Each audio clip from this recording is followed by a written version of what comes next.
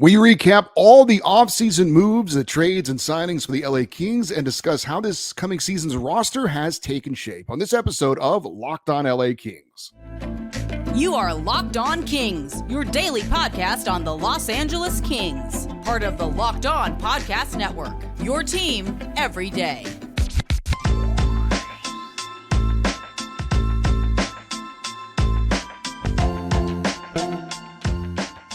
Hey, Kings fans, welcome to Locked On LA Kings, part of the Locked On Podcast Network, your team every day. Thanks for making Locked On LA Kings your first listen every day. We are free and available wherever you get your podcasts. We'd love for you to leave us a positive comment on Apple Podcasts if you're a fan of the show. And we're also on YouTube. Please like and subscribe if you're enjoying this content. Thank you to all who have taken the time to have liked and subscribed so far. I'm Eddie Garcia, your host of Locked On LA Kings. I've worked in sports media for the past 30 years, 20 plus years at the Fox Sports Radio Network. I'm also co-host of the Puck Podcast, a weekly NHL review show that's been putting out content for the past 17 years. We just celebrated our 17-year anniversary the other day, and also a passionate LA Kings fan for the past 30 years. We are in our third week of doing 3 shows a week during this slowdown period of the NHL offseason. We'll be getting back to shows every Monday through Friday coming up in about a month. But for now, we've got shows for you Monday, Wednesday, and Friday, and the internet is obviously working. So we had a kind of a mixed up schedule last week. Somebody on the YouTube channel said that saying your internet was down was like saying your dog ate your homework. I would disagree with that. I get what he's saying. You could use that excuse, I guess, for anything you wanted to when it came to the doing things on the internet. Maybe a more appropriate excuse is like saying, oh, I was stuck in traffic, which you can easily do here in Los Angeles. Anytime you're late, even if you don't have a good reason, you just say, I was stuck in traffic. But no, the internet was actually down last Monday, and that's why I could not record and post a show. So again, we had a little bit of a jumbled schedule last week, but we're on track this week for Monday, Wednesday, and Friday. We are 46 days away from the start of the LA Kings rookie tournament in Las Vegas. That's September the 15th. 53 days away from the preseason opener in Melbourne, Australia for the Kings. That's on September the 22nd against the Arizona Coyotes. And 72 days away from opening night for the LA Kings of the regular season for 2023-24. It's at Crypto.com Arena against the Colorado Avalanche, and that is on October the 11th. Still seems like it's a pretty long ways away, but it'll be here before you know it. Coming up on today's show, we're going to take a peek at the LA Kings promotional schedule, which was released over the weekend. But first, for some teams in the NHL, there's still some tweaks to be made to their rosters, still some signings to be made. But it looks like for the LA Kings, the offseason is over, barring anything unforeseen and unwelcome, like a player getting hurt during the offseason, in training or something else. Hopefully that does not happen. But the Kings NHL and AHL rosters are pretty much set, I believe. The Kings currently have 21 players on their roster, 13 forwards, 6 defensemen, and 2 goalies. That according to capfriendly.com. Now, teams can have a maximum of 23 players on their active roster, a minimum of 20.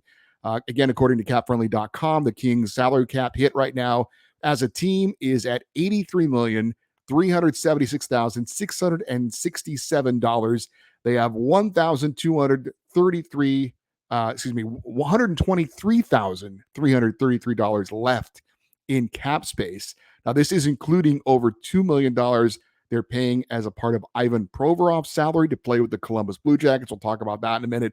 And they're still paying $700,000 a year on the Mike Richards buyout, and there's still several more years of that to go. But I thought it would be a good time to recap and discuss the Kings' entire offseason and how the roster for the 2023-24 season likely has come to be formed. Now, this is not getting into potential lines and things like that, or even maybe a couple of roster spots that are up for grabs, but how the current roster of players has come together for the Kings and in some respects as well for the Ontario Reign in the AHL. We're going to look back on the moves that have been made by the Kings since their season came to an end on April 29th with that Game 6 loss in the first round of the playoffs to the Edmonton Oilers. We're going to break it up into major and minor moves, and we're going to go in chronological order. So let's start with the major moves. These are the deals that involve players that we expect to be on the Kings NHL roster. And things got going back on June the 6th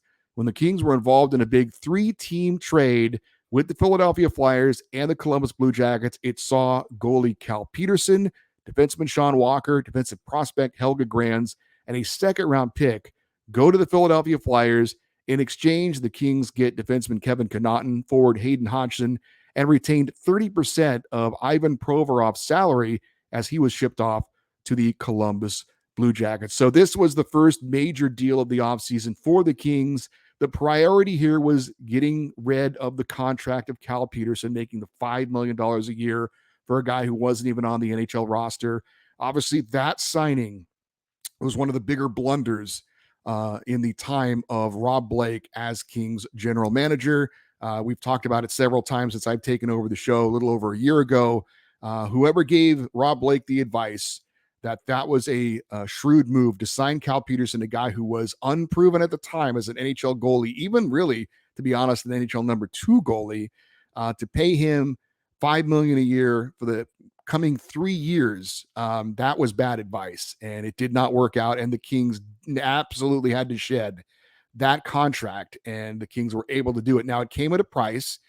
They had to give up on a pretty good defensive prospect in Helge Grans, but the Kings had depth on the right side in the organization to be able to absorb that loss, and they had to give up a second-round pick as well. That was the price to be paid for getting rid of the Cal Peterson contract, but it had to be done. Rob Blake had to swallow hard, make that deal. And again, Cal Peterson's contract had to go, and it is now gone. Then, with that salary cap space that was created by those trades, the Kings were able to go out the same day on June the 6th and sign unrestricted free agent defenseman Vladislav Gavirkov. Gets a 2-year, $11.75 million deal. His salary cap hit per season is at $5.88 million. And this was a move that absolutely had to be made. The Kings understood Vladislav Gavirkov, what he brought to the team in his short time with the Kings after being picked up along with Jonas Korpisalo at the trade deadline in that trade with the Columbus Blue Jackets. He fit in very well on the second pairing with Matt Roy, really showed some great defensive ability, a lockdown guy who can really get the job done. And I thought his offensive game a little bit underrated. I thought he provided a little bit more offense, not necessarily putting the puck in the net, although he had a few goals, but just the way he was able to step up on the boards, keep the puck in play, move the puck around, get some decent shots off from the point. But I thought re-signing Vladislav Gavirkov, which we didn't know if that was going to be possible at the end of the postseason, but they were able to do it thanks to the trade of Cal Peterson and others, free up the cap space. And so Vladislav Gavirkov locked in for the next 2 years on the second pairing on that left side. That's a big offseason move, obviously, for the LA Kings. On June the 24th, the Kings also traded defenseman Sean Durzi to the Arizona Coyotes for a second-round pick in 2024. Again, this has been talked about, but the Kings have that depth on the right side. They've got to make room for Brandt Clark, possibly for Jordan Spence as well. Sean Durzi, a talented, younger defenseman. He's got some offensive upside, can run your second power play unit. Who knows? Maybe the first power play unit in Arizona. Don't know. But he had some value, and so the Kings were able to clear his salary out and make room for the next generation of hopefully young star offensive defensemen in Brandt Clark and Jordan Spence, and in particular Brandt Clark. I've said it before. I absolutely feel that Brandt Clark or even Jordan Spence, if given the opportunity to fill the shoes of Sean Durzi, the skates of Sean Durzi for a full season, I think they can put up comparable numbers to Sean Durzi. And in the future, I think they can put up better numbers, but that remains to be seen. On June the 27th, the Kings made the big trade, the bold trade that nobody really saw coming. I mean, there were rumors swirling around it could happen days before at the time, but going into the offseason, nobody was talking about the Kings needing to make a major upgrade at center and get stronger down the middle, but the Kings felt like they had to do something to get better. There was an opportunity to land a young center in his prime who's put up numbers, and that was Pierre-Luc Dubois with the Winnipeg Jets. And so the Kings pay a big price to bring him in. They ship out forwards Gabe Vilardi, Alex Iafallo, and Rasmus Kupari, as well as a second-round pick in 2024.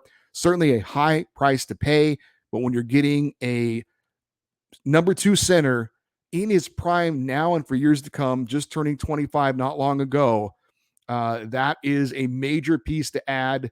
The Kings decided they had to get bigger and better up the middle at the center position, and maybe some insurance in case Quentin Byfield doesn't turn into that top 6 center at some point down the road. but they've got Pierre-Luc Dubois to anchor that spot, to take over eventually for Anze Kopitar and be their number one center, number two center now, number one center of the future going forward. A bold move by Rob Blake. Didn't know that they were going to go in this direction.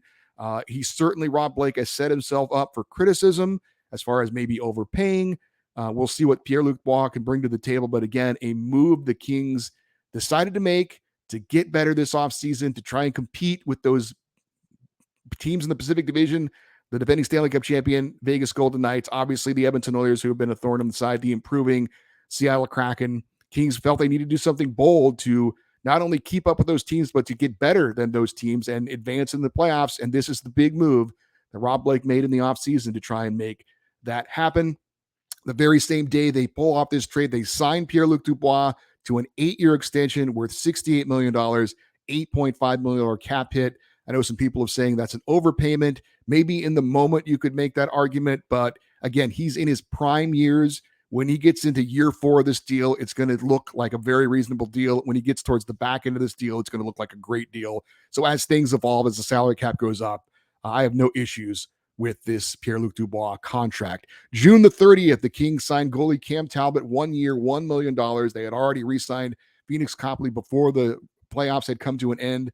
And so they've got the two goalies locked up for this coming season. Just the 1-year deal, though, for Cam Talbot, a guy who 2 years ago, playing behind a very good Minnesota team, had a very, very good year. Not so good last year in Ottawa, playing behind a bad team. I expect his numbers to go up, and I expect him to play much better and perform much better than he did last year. Now that he's got a good defensive team in front of him, he'll be competing with Phoenix Copley for the number one job in net. Of course, some Kings fans felt they needed to go out and make a bigger splash, but I think Cam Talbot can get it done at least for a year. We shall see. June 30th, the Kings signed forward Jarrett Anderson-Dolan, 1 year, $775,000. He'll compete for one of those fourth line spots. Also, the same goes on that same day. They signed unrestricted forward Trevor Lewis, 1 year, $775,000. He'll also compete on the fourth line. But the old veteran Trevor Lewis, 2-time Stanley Cup winner for the Kings, coming back. July the 5th, they signed Anze Kopitar, 2 years, $14 million extension. After this season, his cap hit goes from $10 million to $7 million. Kopi turns 36 in August. So this 2-year extension will take him up into around 38, 39 years old. We just saw Patrice Bergeron of the Boston Bruins, a very comparable player to Anze Kopitar, retire at the age of 38, 39. So this could be the final 2 years after this season for Anze Kopitar. We could do what Patrice Bergeron did and kind of go year to year after that. Bergeron could have come back for another year with Boston, but he wanted to go out on his terms. We'll see if Anze Kopitar does a similar path as well. And then on June 6th, the Kings re-signed restricted free agent defenseman Tobias Bjornfot, 2 years, $1.55 million. That's a cap hit of $775,000 per year. He's expected to be in competition for the third pairing defensive job on that left side, opposite of either Brandt Clarke or Jordan Spence. So that was a look at the major deals the Kings made involving players that we believe will make up the Kings roster this season. But those were not the only deals that the Kings pulled off. There were some minor deals that we need to discuss as well, and we'll do that right here on Locked On LA Kings, your team every day. Hey, take your first swings at betting on Major League Baseball on FanDuel and get 10 times your first bet back in a bonus bet. That's up to $200. That's right. Just bet $20 and you'll land $200 in a bonus bet, win or lose. That's $200 you could spend betting on everything from the money line to over, under, or who hits the first home runs of the game. It's all on an app that is safe, secure, and super easy to use. Plus, when you win, you get paid instantly. There is no better place to bet on Major League Baseball than FanDuel, America's #1 sports book. So sign up today and visit FanDuel.com/lockedon to get up to $200 in a bonus bet. That is FanDuel.com/lockedon. FanDuel, official partner of Major League Baseball. So we talked about some of the minor deals for the major deals for the LA Kings that we think are going to make up the NHL roster, but there were some minor deals for the Kings as well that could probably have a bigger impact going forward, and we wanted to touch on those as well. April the 22nd, the Kings signed goalie Eric Portillo to a 2-year entry-level deal. They got him in a trade with Buffalo in March for a third-round pick in 2023. This is one of the guys, we're going to talk about more about this on Wednesday's show, But this is one of the players I think that we're really going to focus on that are not on the Kings roster, is not on the Kings roster for this coming season, but he's a guy that we want to keep an eye on. He could be the goalie of the future, had a great career at the University of Michigan, a great pickup by the Kings organization to get him from Buffalo, where he decided he did not want to sign because he thought he had a better opportunity to get to the NHL quicker, sooner rather than later, in an organization other than Buffalo, where they do have some young goalies that are coming up. So Eric Portillo looking to be the number one goalie for the Ontario Reign this coming season. And again, we'll see how it goes, but the Kings are certainly hoping he might be the answer in net long-term into the future. On June the 6th, the Kings traded forward Austin Wagner to Chicago for future considerations. Wagner, a guy who had a little bit of time with the Kings at the NHL level when they were kind of going through the rebuilding phase, a guy who had great speed, but never could really kind of put it all together. And the Kings decided, we've got other assets we want to see in the AHL, and decided to let Austin Wagner get an opportunity with another organization. On June the 29th, the Kings signed restricted free agent forward Taylor Ward, 1 year, $775,000, which, by the way, is the league minimum if you don't know. June the 30th, the Kings signed unrestricted defenseman Andreas Englund. This is a guy that some people feel could be the Kings' opening night defenseman on the left side on the third pairing instead of Tobias Bjornfot. I don't know if I agree with that. But if you look at the comparisons between Andreas Englund and Tobias Bjornfot, Bjornfot is younger. He's 22 and Englund's 27. The only real advantage you could see with Englund is that he is a bit bigger. He's a couple inches taller than Tobias Bjornfot. He's a little bit more of a physical presence on the blue line. But neither one of these guys really offers much offensively. But Tobias Bjornfot is younger and has played in more NHL games, 116 compared to Englund's 80. You're not going to get much offense from either of these guys. 80 career NHL games for Andreas Englund. He's got 7 points, no goals, 7 assists. Tobias Bjornfot, 116 NHL games. He's got 1 goal and 14 assists for 15 points. So again, not much offense from either. But both players are minus players for their NHL career. A few more penalty minutes, though, for Englund. As I said, he's a little bit more of a physical player. But the Kings spent a first-round pick on Tobias Bjornfot, and he has, again, more NHL experience. He's younger. They're getting paid the same amount of money. Actually, Englund's getting paid a little bit more. He signed a 2-year, $2 million deal, so he's a $1 million cap hit, whereas Bjornfot is the league minimum $775,000. So that's another incentive to have Bjornfot be that third pairing defenseman on the left side. I think that Bjornfot's going to get every opportunity to win that job. I'll be surprised if he doesn't, quite frankly, but I think that Englund was picked up as a little bit of an insurance policy if something doesn't work out for Bjornfot or if there's any kind of injury situation. On June the 30th, the Kings signed unrestricted free agent goaltender David Rittich, 1 year, $875,000.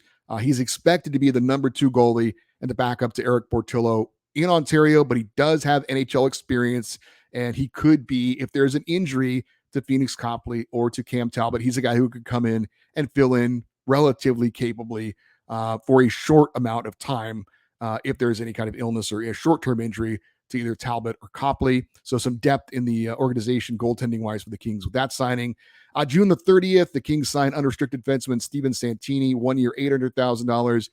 Same day they signed unrestricted forward Mikhail Maltsev, 1 year, $775,000.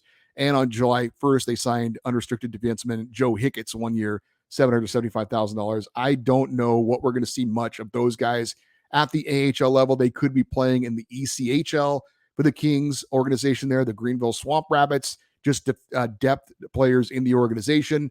Then you've got some guys that you're more familiar with. June the 6th, the Kings re-signed restricted free agent forward Samuel Fagemo, 1 year, $775,000. June 6th, the same day, they re-signed restricted free agent forward Tyler Madden, 1 year, $775,000. And then on July 7th, the next day, they re-signed restricted free agent forward Akil Thomas, 1 year, $775,000. All three of those guys have been in the AHL with the Ontario Reign and expect them to be there again this coming season. If there's injury issues at the forward positions, those would be some of the guys that would be ready to be called up to kind of fill those spots.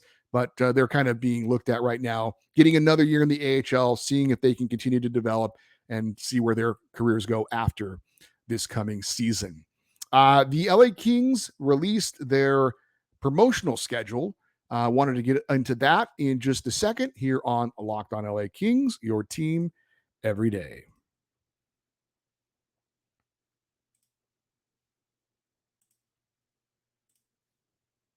So for those of you that might be into this kind of thing, the Kings do have a lot of giveaways that they have coming up.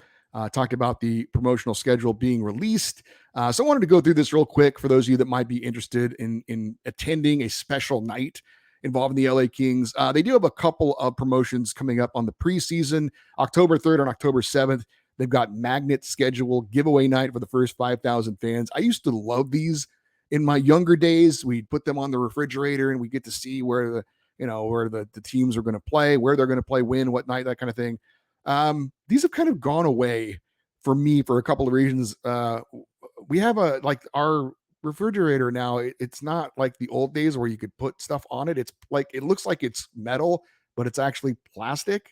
And so you can't put the magnet schedules on the fridge. I don't know where I would put them these days, but all this, the schedule's on my phone. I don't really need these anymore. But for those of you, I guess, that don't keep the schedules on your phone, the magnet schedule giveaways are a thing there in the preseason. October 11th is opening night for the Kings. They're going to have Kings pennant giveaway night to everybody in attendance. Don't know what the pennant is going to look like. I guess it'll say opening night, something along those lines. Pennants are kind of old school. I grew up with pennants. But then I don't know, do people still enjoy the pennants? I mean, I'm in my office right now, my kind of office / man cave where I do the show. And I back in the day, I was really into this league called the USFL. Now it's made kind of a comeback. It's spring football. But back in the day when I got really into it, when I was like in high school, they had really great players in the USFL. It only lasted 3 seasons, but they had guys like, and a future Hall of Famers like Steve Young and Reggie White and Jim Kelly and all kinds of guys like Herschel Walker, Doug Flutie. It was a really fun league, and I was really into it. I have pennants from every team in the USFL. I don't know what I'd ever do with them. I wish I had somewhere to put them and display them, but right now they're just in a closet somewhere. But anyway, pennant night, October the 11th, opening night for the LA Kings. I'll be at this game on October 14th. It's LA Chargers night. My wife and I are Chargers season ticket holders, although I'm not really a Chargers fan. She is the diehard Chargers fan, and so we have season tickets, so we go to all the games, and she always makes it a point to go with her friends to Chargers night at the Kings game. That'll be, again, on October the 14th. October the 21st, it's Lakers night. By the way, I don't know what they're giving away on Chargers night, but on Lakers night, they're giving away a Kings-themed basketball jersey. It's white. It's got light blue lettering. It says LA Kings across the front and LA Kings across the back. It does have a Laker logo kind of on the shoulder area. October 24th, it is the first of several Heritage Night, and they're all being celebrated with these really cool hats. This is a Jewish Heritage Night on October the 24th. It's a black hat. It's got that like Chevy logo on the front of it, but it's written Kings in front. I believe that's in Hebrew. On the front that says Kings. So it's a very unique and nice looking hat. So check that out on October the 24th. On October the 28th, it's Dia de los Muertos. And they're giving away a really cool bobblehead. It's like a goalie, but he's got that Dia de los Muertos like skull for the mask that's painted. It's a very cool giveaway. I think a lot of people are going to be wanting to get in on that. Heading into November on the 9th, it's Native American Heritage Night. Don't know that they're giving anything away for that. Same goes for the Salute to Service night on November the 11th. November 16th, it's Hockey Fights Cancer Night. Then on November the 18th, they're having the first of 4 bobblehead giveaways. Don't know exactly what the players are that they're going to be featuring. But again, this is the first of 4 bobblehead giveaways for everybody in attendance on the 18th of November. November 25th, it's Kids Day. The first 5,000 kids will get a Squishy Bailey toy giveaway. And looking at this, it looks like something my dog would like to play with.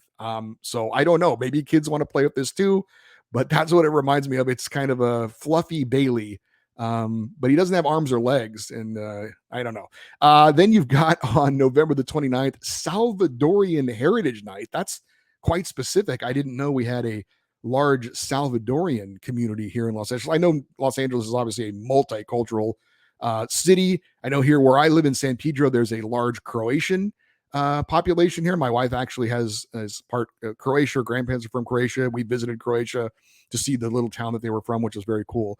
But anyway, Salvadorian Heritage Night, they're going to celebrate this. Another new era hat they're going to give away.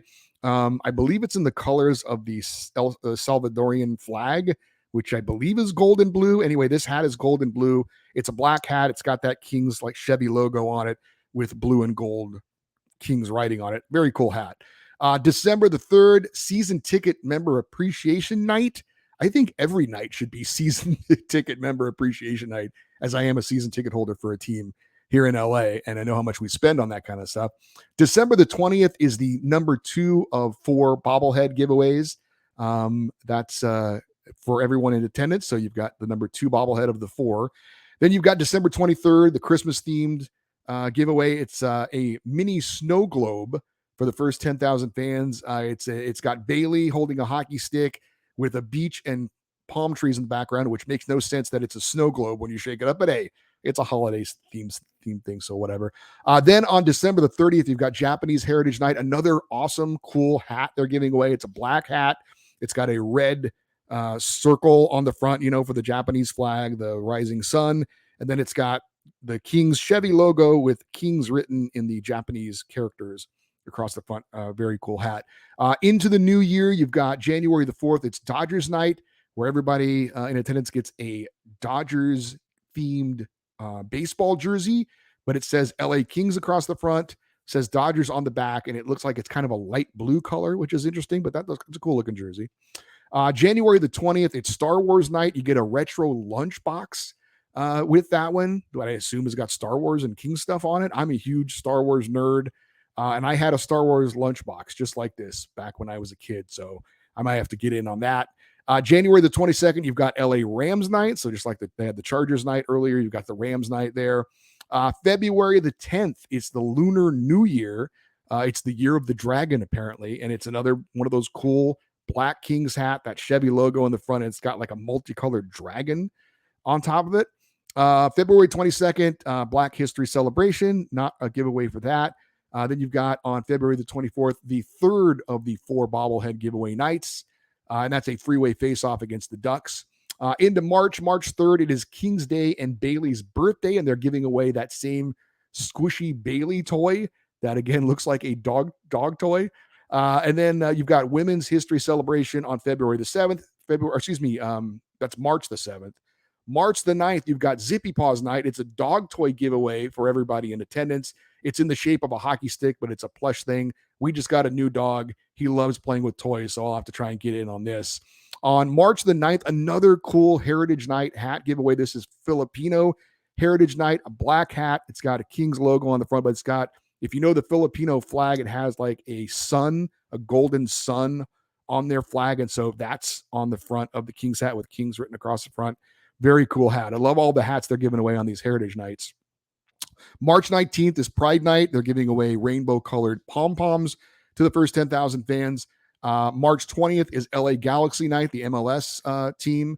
They're giving out a reversible scarf. On one side, it's Kings. On the other side, it's Galaxy. March 23rd is Armenian Heritage Night. Same kind of theme thing. Black hat, Kings Chevy logo, and then the colors are in the Armenian flag, which is red, blue, and yellow. And then you've got April the 3rd, First Responders Appreciation Night. No giveaway for that. Then you've got April the 6th, Indian Culture Celebration. It's a scarf they're giving away for that. Then on April the 11th, it's the Green Game. April the 13th, the final Heritage Night hat giveaway, another freeway face-off. This is Mexican Heritage Night. Again, cool black hat, King Chevy logo, and then the colors are green, white, and red, which is the colors of the Mexican flag. And then finally, on April the 18th, it is the final of the 4 bobblehead giveaways. It's also Fan Appreciation Night, the final game, home game of the regular season against the Blackhawks. Again, that is on April the 18th. So there you have it, the Kings promotional giveaways for the upcoming season, if you're interested in any of that. That's going to do it for today's show. Thank you very much to the everydayers, or every other dayers as we call you, for the next month or so. Coming up on Wednesday's show, Jared Shafran, Manager of Communications and Content for the Kings AHL affiliate, the Ontario Reigns, are going to stop by. We're going to talk about some of the Kings players that we talked about in this show as far as the minor signings, some guys that could be players to watch for this coming season that could play major roles for the LA Kings in future seasons. And then on Friday, we'll have our usual weekly Kings fan feedback show. The email address is lockedoneddie@gmail.com, EDDIE, if you want to send an email at any point about anything. We would love for you to stay connected with the show on social media. We're on Twitter and Instagram at Locked On LA Kings. I'm Eddie Garcia. Thank you, as always, for listening and watching Locked On LA Kings, part of the Locked On Podcast Network. Have a great day. We will talk to you on Wednesday. And as always, go Kings, go.